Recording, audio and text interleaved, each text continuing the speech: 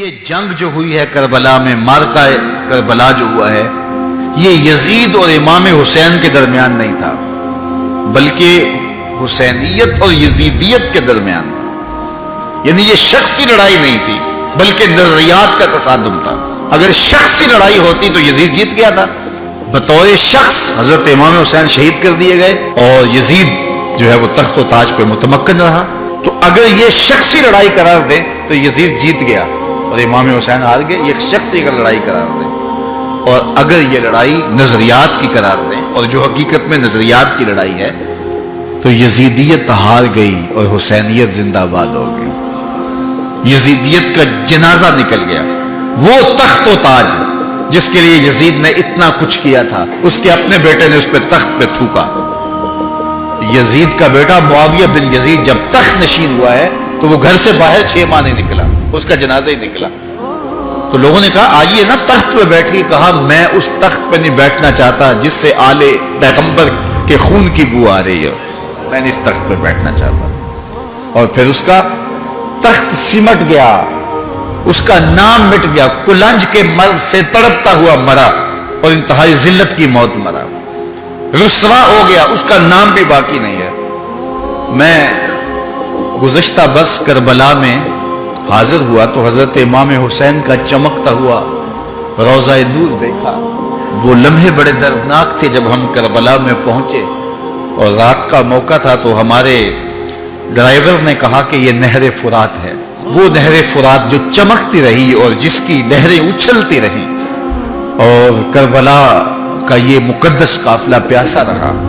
تو عجیب قلب کے اندر کیفیات کا ایک جہان تھا۔ یہ تو امام حسین کا روضہ ہے نا، لیکن یزید کا نشان نہیں ملا۔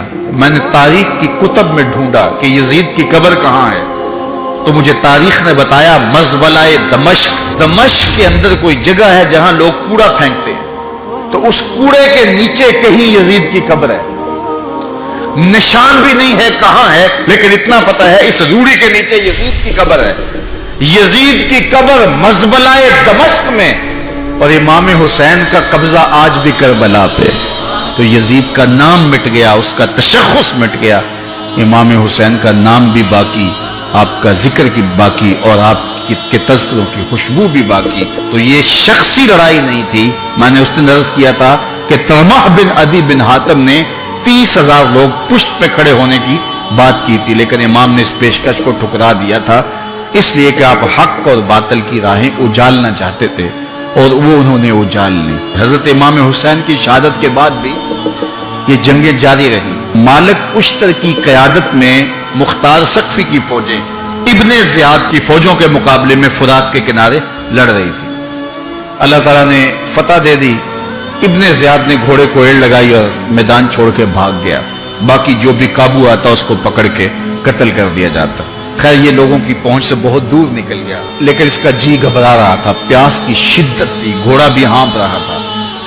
تو یہ چلتے چلتے صحرا میں گیا تو وہاں اس نے دیکھا کہ ایک خیمہ ہے، تو سوچا کہ میں چلتے چلتے ان سے پانی کا گھونٹ مانگ لوں تاکہ اپنے جگر کی پیاس تو بجھا سکوں۔ تو اس نے گھوڑا کھڑا کیا اور ہانپتا ہوا اس نے پردہ اٹھایا، دیکھا تو خیمے میں امام زین العابدین قرآن کی تلاوت کر رہے تھے۔ تو جب اس نے دیکھا تو ایک دفعہ تو شرم سے پانی پانی ہو گیا، لیکن مرتا کیا نہ کرتا، پیاس کی شدت تھی کہ حضرت پانی دیجئے۔ امام زین العابدین نے دیکھا اور پھر گھڑے سے کٹورا بھرا اور اس کے ہاتھ میں تھمایا، سمجھا کہ حضرت نے مجھے پہچانا نہیں، پانی پی لیا، شدت کی پیاس تھی، پھر مانگا، آپ نے پھر دیا، تیسری مرتبہ پھر مانگا، آپ نے پھر دیا۔ 3 کٹورے پانی کے پینے کے بعد امام زین العابدین سے کہنے لگا حضرت شاید آپ نے مجھے پہچانا نہیں۔ امام زین العابدین ابھی تک ضبط کیے بیٹھے تھے، آنکھوں سے موٹے موٹے آنسو نکلے۔ کہا بدبخت تجھے نہیں جانتا جس نے میرا خاندان اجاڑ دیا، 6 ماہ کے بچے بھی نہ چھوڑے، جس نے مخدرات کو اونٹوں پہ بٹھایا، کیا تجھے نہیں جانتا جس نے خاندان نبوت اجاڑ دیا؟ تو کہا حضرت اگر جانتے ہیں تو میرے ساتھ یہ سلوک کیا کیا؟ کہا ایک دن ہم مہمان بن کے تمہارے گھر آئے تھے، جو تم نے کیا وہ تمہارے خاندان کی ریت تھی، آج مہمان بن کے ہمارے دروازے پہ تم کھڑے ہو، جو ہم کر رہے ہیں ہمارے خاندان کی ریت۔